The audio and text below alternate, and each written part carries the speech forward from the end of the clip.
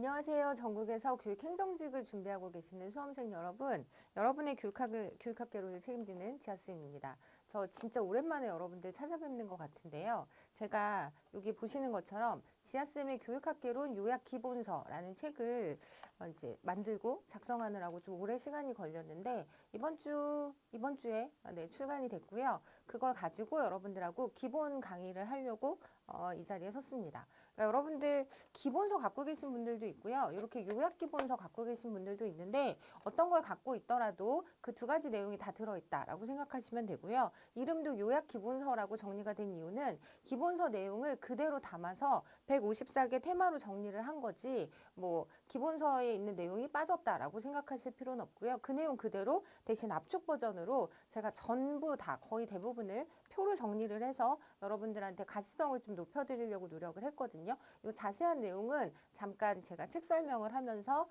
말씀을 드리도록 하겠습니다. 일단 제 책의 특징이라고 할 수 있는 건 우리가 보통 이제 기본서는 내용이 방대하다 보니까 그리고 서술적 구조 형식으로 이제 글이 이루어지잖아요. 그러니까 처음 여러분들이 공부하실 때 좀 친절하다라는 느낌을 받을 수 있는 게 기본서의 어떤 장점이다라고 보실 수 있고요. 그리고 또 제가 쓴 기본서는 특히 개조식이 아니라 서술형으로 많이 진행을 했잖아요. 그러다 보니까 여러분들이 좀 편안하게 읽으시면서 내용을 정리하실 수는 있었을 것 같아요. 그런데 이제 그게 내용이 워낙 많다 보니까 너무 많은 내용을 한 번에 짧은 시간에 또는 이제 전혀 베이스가 없으신 분들이 공부하실 때 내용이 많다라는 측면이 좀 있었고 그러다 보니까 이제 여러분들이 공부를 하시면서 어떤 부분이 중요한지 이런 게 잘 안 들어오는 경우가 있었잖아요. 물론 강의를 들으면서 제가 정리는 해드리긴 했지만 그래서 거기에다가 요약서가 갖고 있는 명쾌함을 좀 더하자라는 의도에서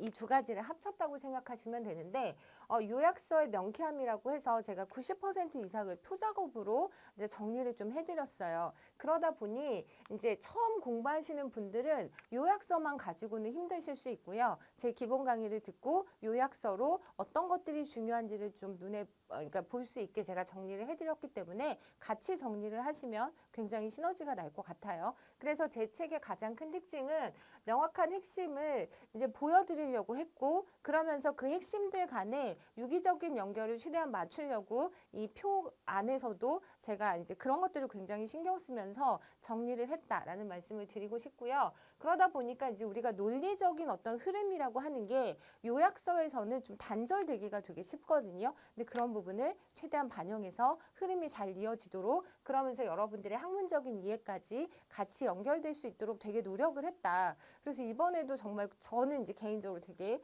고생을 많이 했고요.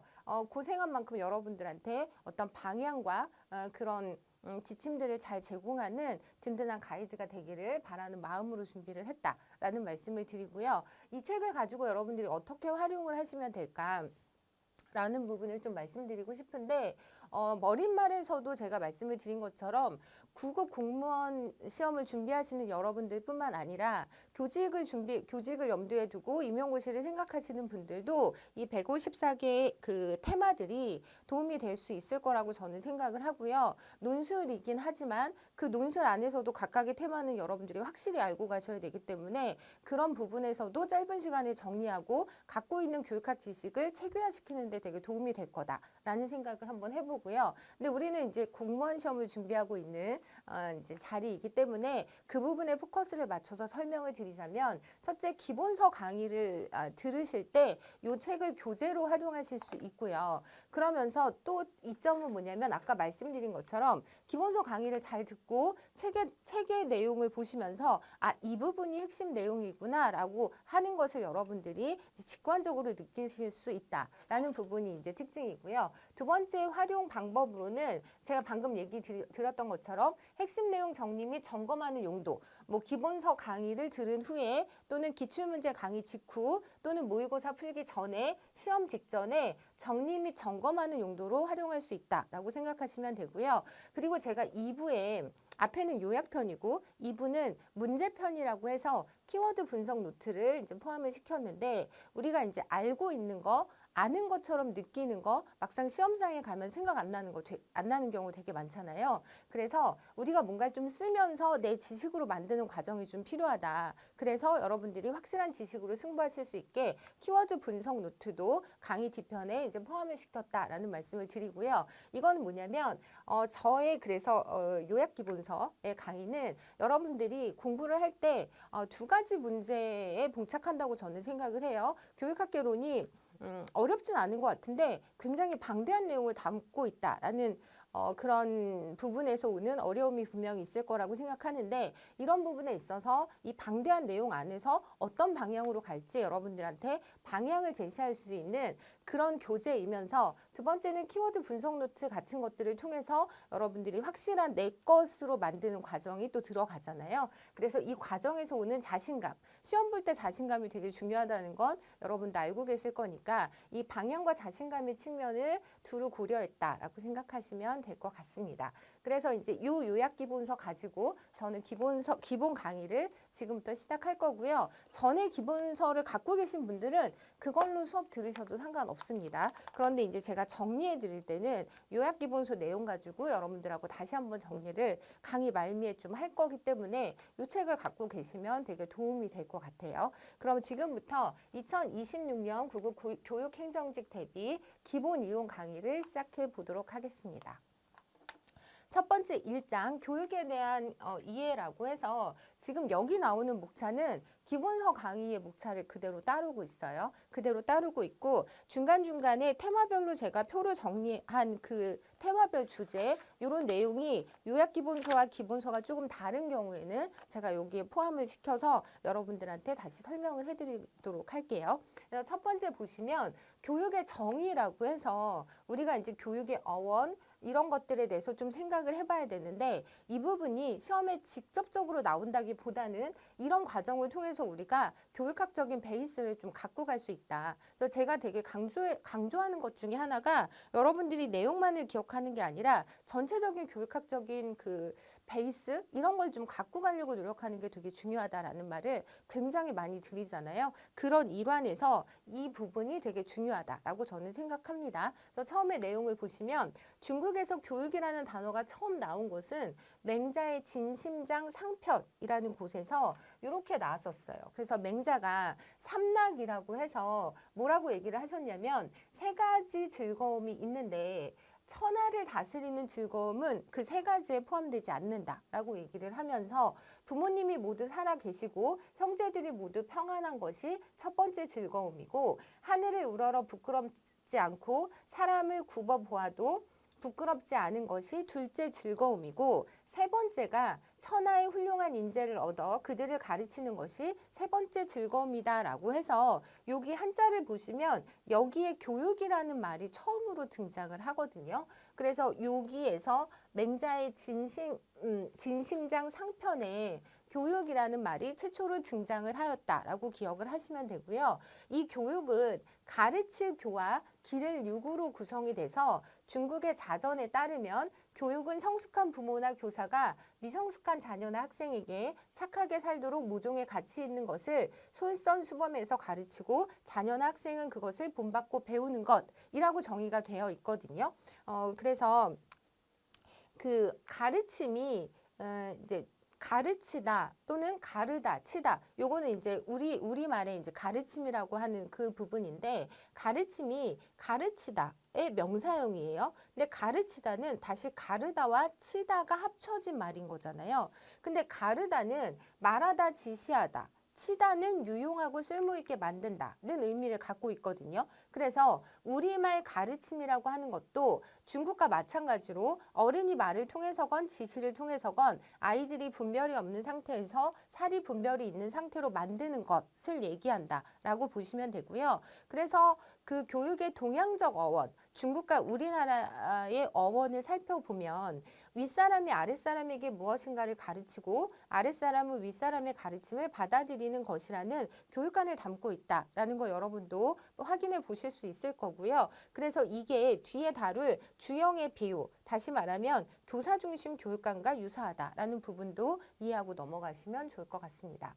그리고 이번에는 우리가 서양의 어원에 대해서 좀 알아볼 건데, 이제 교육학을 공부하다 보면 페다고지라는 말도 나오고 에듀케이션이라는 말도 이제 여러분들이 자주 들을 수 있는 표현인데, 페다고지의 유래를 보면 파이다고고스라고 해서 귀족의 자녀가 성인이 될 때까지 교육을 담당하는 노예인 교복에서 유래된 말이에요. 그런데 이 파이다고고스가 밑으로 내려가서 보면 아동이라는 뜻과 이끌다라는 뜻을 합쳐서 이제 만든 언어다라고 생각하시면 돼요. 그래서 이제 페다고지로 발전이 됐고요. 에듀카레와 에듀케레가 합쳐져서 에듀케이션이 됐는데, 에듀카레는 양육하다, 에듀케레는 이끌어내다. 그래서 이것도 이제 에듀케이션이라고 해서 이 두 가지가 좀 다른 의미를 갖고 있어요. 일단 페다고지는 미성숙한 아동을 양육한다는 의미를 갖고 있다면, 그 에듀케이션은 미성숙한 아동을 성숙한 상태로 끌어올린다라는 개념을 갖고 있거든요.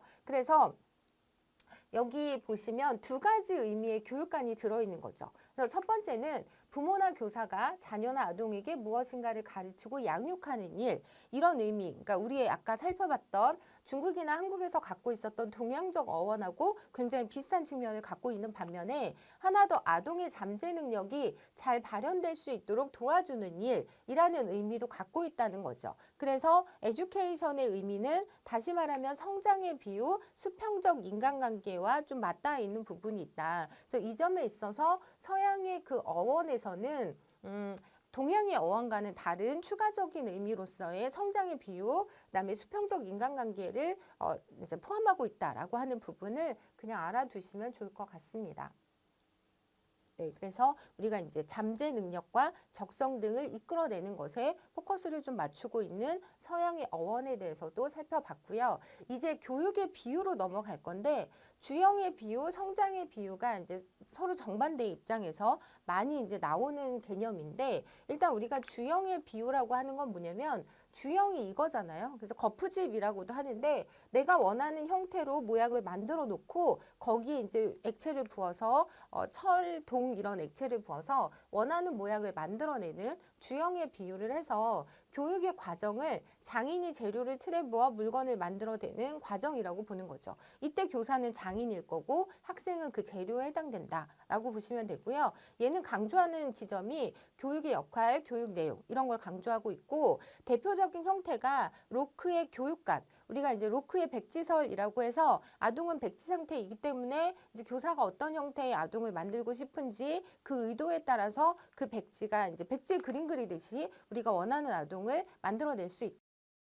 라고 보는 게 이제 로크의 교육관이면서 주형의 비유에 해당된다고 보시면 되고요. 이제 나중에 우리가 교육 학습 이론에서 행동주의 교육관도 여기에 해당된다라고 보시면 되고, 교육 만능설의 입장이다. 그러니까 원하는 아동을 교사가 이제 적절한 방법을 활용해서 어떤 아동이든지 만들어낼 수 있다라고 하는 게 행동주의 교육관의 대표적인 주장이잖아요. 그래서 제가 이걸 보여드리는 이유는 주형의 비유 자체도 중요하지만 이 주형의 비유가 나중에는 로크의 교육관이나 행동주의 교육관, 교육 만능설이라는 개념과도 다 있다라는 부분을 여러분들이 이해하시면 좋을 것 같아서 또 설명을 해드리는 거고요. 그리고 이것과 반대로 성장의 비유라고 하는 건 뭐냐면, 교육의 과정을 식물의 성장 과정이라고 보는 거죠. 여기서 교사는 정원사일 거고 학생은 식물에 해당이 되고요. 학생의 잠재적 능력이나 흥미를 중시하고 교육 방법을 이제 강조한다라는 측면이 있고요.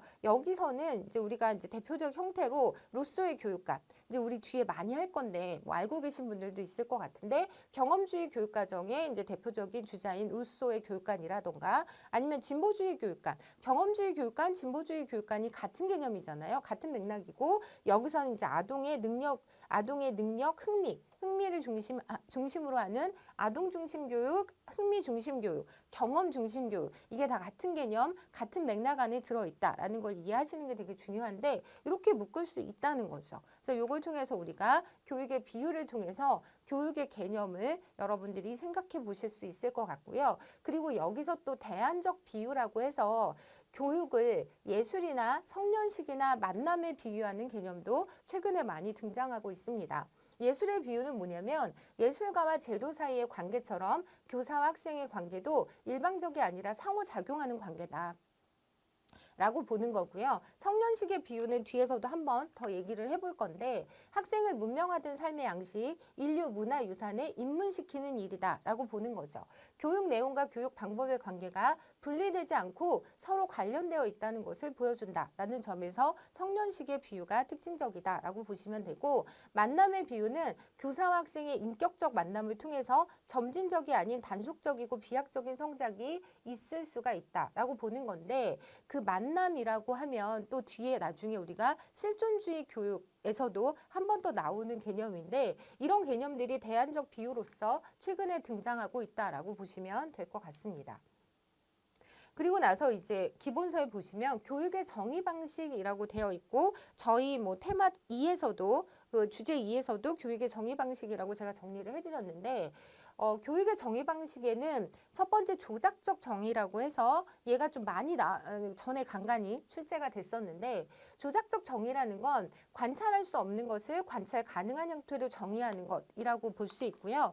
우리가 이제 뭔가 정의적인 특징이라고 하는 것들이 그러니까 눈에 바로 보이지 않는 것들이잖아요. 그래서 이제 그런 것들을 좀 관찰 가능한 형태로 정의를 해서 그 실제적으로 눈으로 확인해 보겠다라는 의도가 담겨 있는 그런 개념인데, 예를 들면 우리가 기압을 공기가 누르는 힘이라고 정의를 하면 이 공기가 누르는 걸 눈으로 볼 수는 없는 거잖아요. 그래서 이럴 때는 이게 조작적 정의가 아닌 거죠. 그런데 만약에 이거를 기압이라는 것이 수은을 가득 채운 유리관을 수은이 담긴 그릇에 거꾸로 세웠을 때 수은 면에서부터 수은 기둥의 높이를 뜻한다 라고 정의를 한다면 이건 우리가 직접 확인해 볼 수 있는 거잖아요. 이렇게 관찰 가능한 형태로 정의하는 걸 조작적 정의라고 하고요. 교육학에 있어서 가장 대표적인 조작적 정의라고 하면 정본모 선생님의 교육을 인간 행동의 계획적인 변화라고 규정한 정의라고 볼 수 있고요. 그리고 여기서 조작은 계획 또는 교육 프로그램에 해당을 하고, 그러므로 이 정의에 의하면 하나의 활동이 교육인가 아닌가 하는 것은 그 활동, 교육 프로그램 또는 조작을 통해서 의도하는 인간 행동의 변화가 실제로 관찰되는가 아닌가에 달려 있다는 거죠. 그래서 이게 이제 교육의 조작적 정의의 가장 대표적인 형태다라고 기억을 하시면 될 것 같고요. 최근에는 뭐 이거 관련해서 문제가 많이 나오고 있진 않은데, 예전에 지방직 문제에 보면 이런 문제가 나왔었거든요.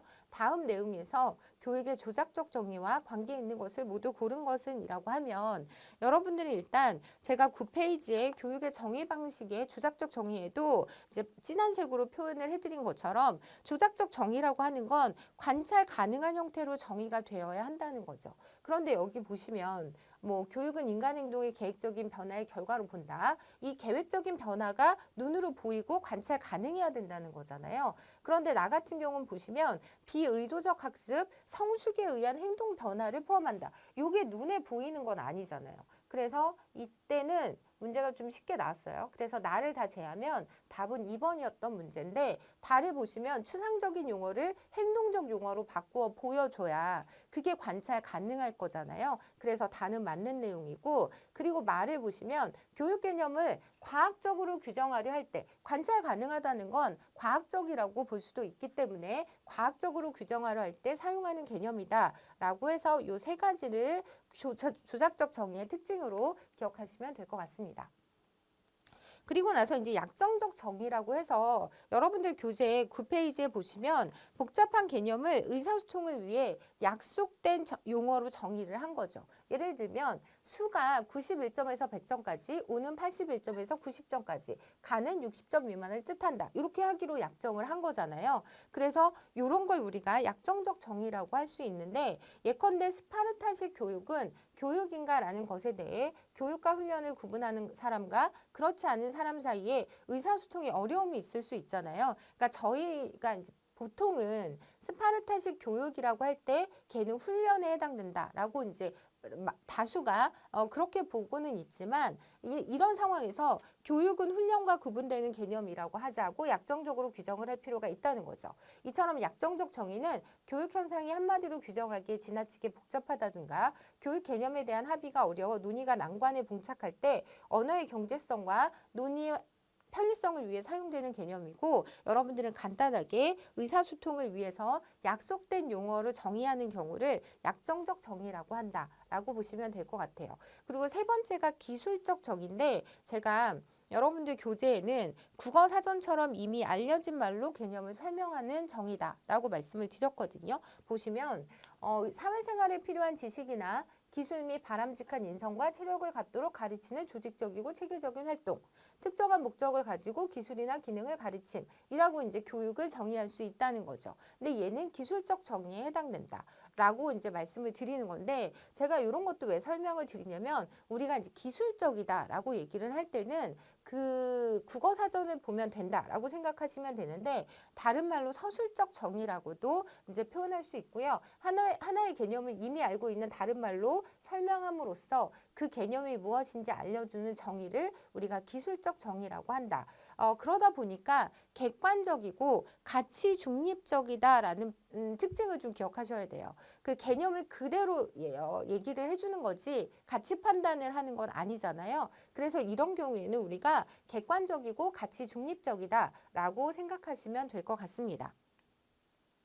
그리고 네 번째가 규범적 정의 또는 강령적 정의라고 하는데 저는 여기서도 여러분들이 우리가 이제 앞으로 규범적이다라고 하는 건 가치 판단이 개입돼 있다라고 생각하시면 돼요. 무엇 해야만 한다라고 얘기하는 걸 규범적이라고 얘기를 하는데 그 정의에 따르면 이제 어떤 식으로 정의가 될 수 있냐면 피터스는 교육을 근본적으로 교육의 내재적 가치를 도덕적으로 온당한 방식으로 의도적으로 전달하는 행위이다라고 정의를 하거든요. 이게 가장 대표적인 교육의 규범적 정의의 예라고 보시면 되는데 하나의 정의에 어떻게 해야 하는가, 어떻게 하는 것이 옳은가와 같은 규범 내지 강령이 들어있는 정의를 말하고요. 앞에서 우리가 기술적 정의할 때 객관적이고 가치 중립적이다라고 얘기했던 거에 비해서 규범적 정의는 가치 판단이나 가치 주장을 담고 있다. 그러면서 이제 이것 때문에 타당성의 문제가 제기되고도 있다라고 보시면 됩니다.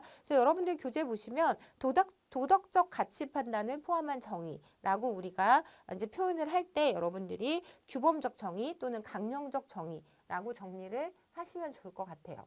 그리고 이제 앞에서 제가 피터스의 교육 개념이 좀 중요하다라고 말씀을 드렸는데 저희 교재에서는 세 번째 테마고요. 보시면 피터스의 교육의 세 가지 개념적 준거라고 해서 제가 정리를 해드렸는데 내용을 보시면 모종의 가치 있는 것이 도덕적으로 온당한 방식으로 의도적으로 전달되고 있거나 전달된 상태 또는 교육 개념 안에 붙박여 있는 세 가지 준거를 모두 충족시키는 방향으로 가치 있는 활동 또는 사고와 행동 양식으로 사람을 입문시키는 성년식의 비유를 우리가 앞에서 배웠었잖아요. 그래서 이렇게 입문시키는 성년식이라는 개념이 또 피터스의 교육 개념이기도 하다라고 정리를 해두시면 좋을 것 같고요. 요걸 이제 좀 하나하나 살펴보자면 일단 규범적 준거라고 그러니까 규범적 준거, 인지적 증거, 과정적 준거 이 세 가지를 여러분들이 정리를 하셔야 되고요. 제가 9페이지에 표를 잘 정리를 해드렸는데 보시면 규범적 준거는 교육이 내재적 가치를 추구하는 일이어야 한다는 것이에요. 그래서 외재적으로 규정되어서는 안 된다는 것인데 내재적 가치 그러니까 규범과 가치가 서로 통한다라고 말씀을 드렸잖아요. 그래서 우리가 이제 규범적이다라고 할 때는 가치 문제를 좀 따지고 있다. 어떤 가치를 추구해야 되는지를 제시하고 있다라고 보시면 되고요. 인지적 준거라고 할 때는 이게 내용면에서 구체화된 것으로 볼 수 있는데 앞으로 지식이나 이해나 인지적 안목이라는 표현이 나오면 여러분들 요거는 인지에 관련된 내용이다라고 이해를 하셔야 되고요. 지식과 정보 등이 유리되어 있지 않고 사물 전체를 조망할 수 있는 포괄적이고 통합된 안목이라고 하면 이게 피터스의 개념적 준거 가운데 인지적 준거를 가리키는 내용이다라고 보시면 되고요. 그리고 이제 이 기준에 따르자면 교육이 신념체계 전체를 변화시키는 전인적 교육이어야 하는 거죠. 그렇기 때문에 제한된 기술이나 사고방식을 길러주는 전문화된 훈련은 교육이라고 규정할 수 없다라고 보시면 되고요. 세 번째 과정적 준거는 뭐냐면 교육이 학습자의 이해를 포함하는 도덕적으로 온당한 방식으로 이루어져야 한다. 학습자의 자발성 그리고 학습자가 이 과정을 이해하고 있어야 한다는 거죠. 그렇기 때문에 뭐 조건화라든가 세뇌는 이 기준에 따르면 교육이라고 볼 수 없다라고 이해를 하시면 될 것 같습니다. 그래서 일단 여기 보시면 이제 기출문제 보실 건데 다음 내용에 가장 부합하는 것은 이라고 해서 교육은 학습자와 교육 내용을 모두 고려해야 하고 교육 내용의 내재적 가치는 선험적으로 정당화되고요. 교육은 합리적인 사고와 지적 안목을 도덕적인 방식으로 전달하는 과정이다. 교육은 인류의 문화유산이라는 공적 전통으로 학생을 안내하는 과정이다라고 해서 입문 과정이다라는 표현을 쓰잖아요. 그래서 얘가 성년식으로서의 교육을 설명하고 있다라고 보시면 될 것 같습니다. 네, 그리고 23년 교육청 문제인데 다음 설명에 해당하는 피터스가 제시한 교육의 개념적 기준을 물어보고 있고요.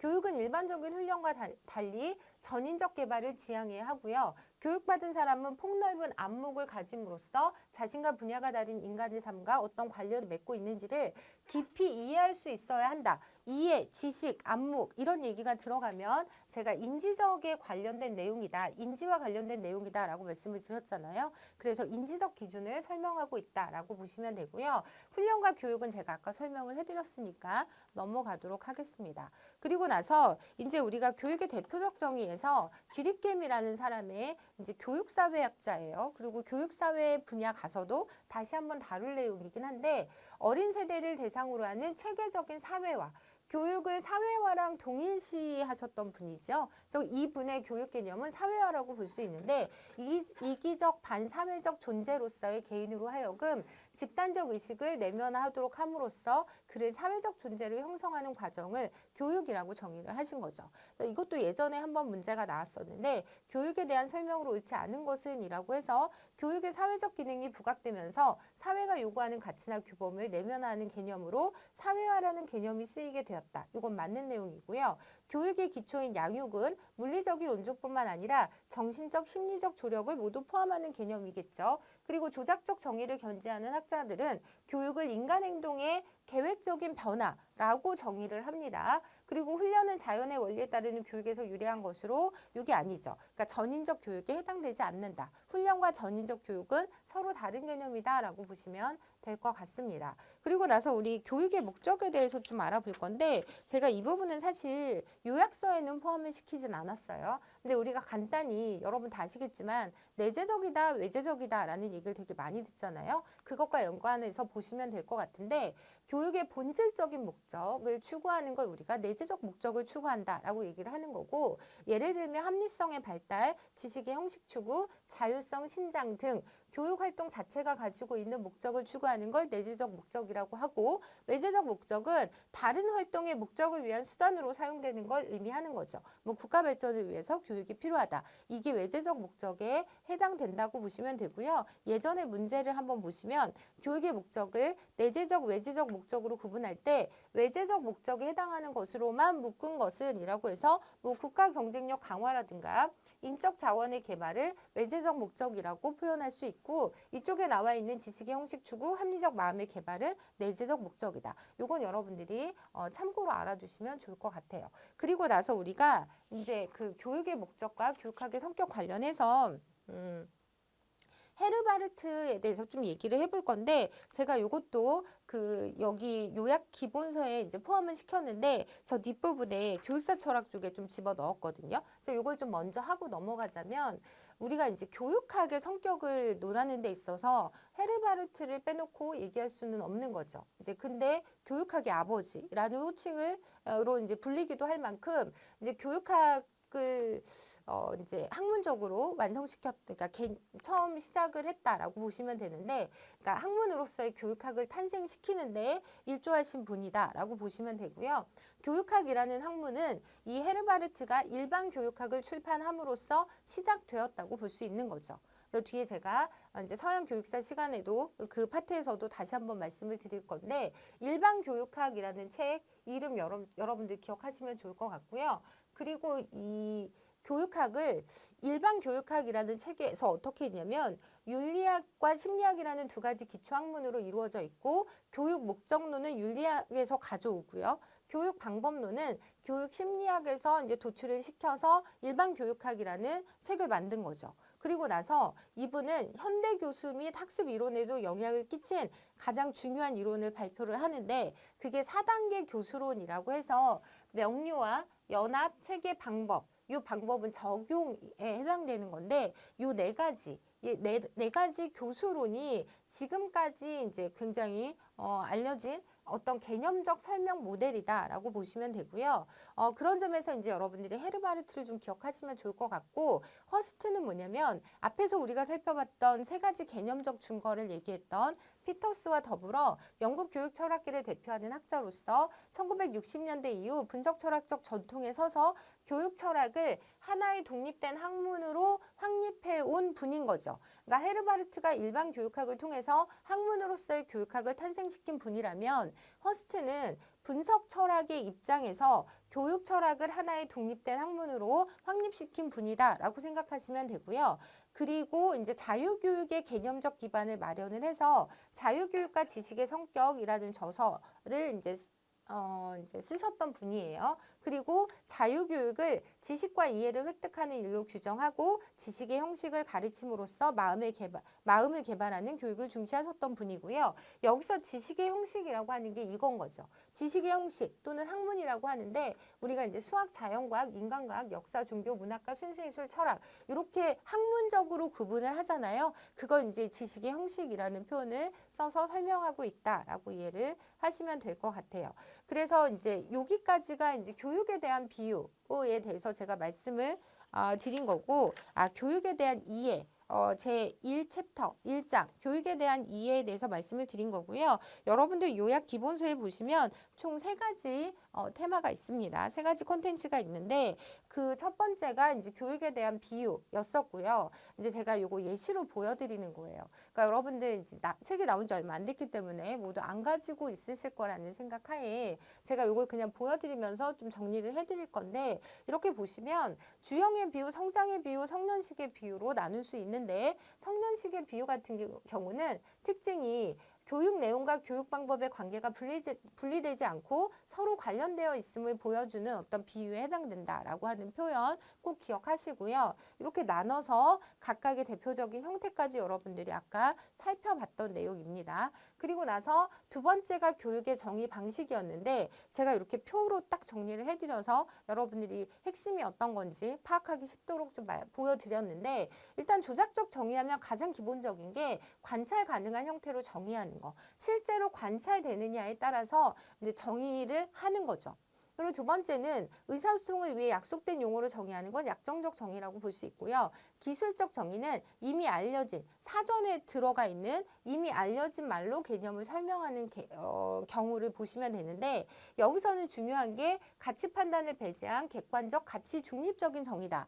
우리가 뭔가 기술한다라고 얘기할 때는 가치 판단을 배제하는 객관적인 기술이다라고 정리를 하시고요. 규범적 정의 같은 경우는 도덕적 가치 판단을 포함하는 정의고 다른 말로 강령적 정의라고 할 수 있다. 이렇게 마지막에 정리를 하시면 앞에서 제가 설명드렸던 내용들이 좀 쉽게 중요한 내용으로 여러분들한테 좀 다가갈 수 있을 거라고 생각을 합니다. 그리고 세 번째가 뭐였냐면 피터스의 교육의 개념적 증거라고 해서 제가 3가지를 설명해 드렸는데 본질적인 내재적인 가치를 추구한다 그러면 규범적 증거 그리고 지식, 이해, 인지적 안목을 기르도록 해야 한다 그럼 인지에 대한 표현이기 때문에 인지적 증거 그리고 학습자의 이해와 자발성을 바탕으로 진행되어야 하는 건 과정적 증거를 얘기하고 있는 거고요. 여러분들이 이 3가지 이름도 꼭 기억을 하셔야 됩니다.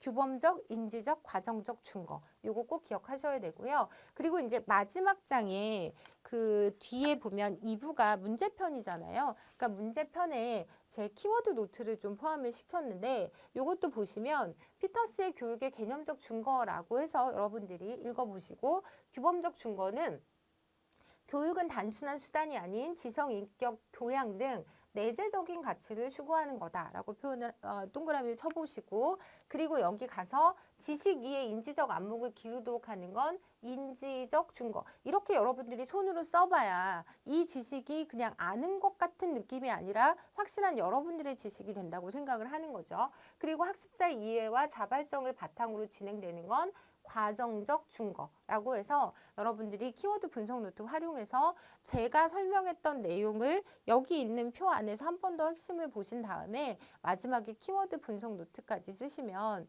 한 번만 보시더라도 전체 내용이 여러분들 머릿속에 들어가실 수 있을 거라고 생각을 합니다. 그러니까 공부를 뭐 여러 번 반복해서 듣는 것도 물론 좋겠지만 시간이 부족하다 보니까 한 번을 보더라도 약간 좀 저는 이제 굳히기라는 표현을 좀 많이 쓰는데 이미 머릿속에 들어간 개념을 다시 한번 정리하고 이렇게 마지막으로 써보는 굳히기 단계까지 거쳐서 확실한 여러분들의 지식으로 만드는 게 중요하다라는 말씀을 좀 드리고요. 여기 이렇게 답도 다 표시되어 있으니까 이걸 가지고 활용하시면 좋을 것 같습니다. 그래서 저 잠깐 쉬고 교육사 철학으로 다시 만나 뵙도록 할게요.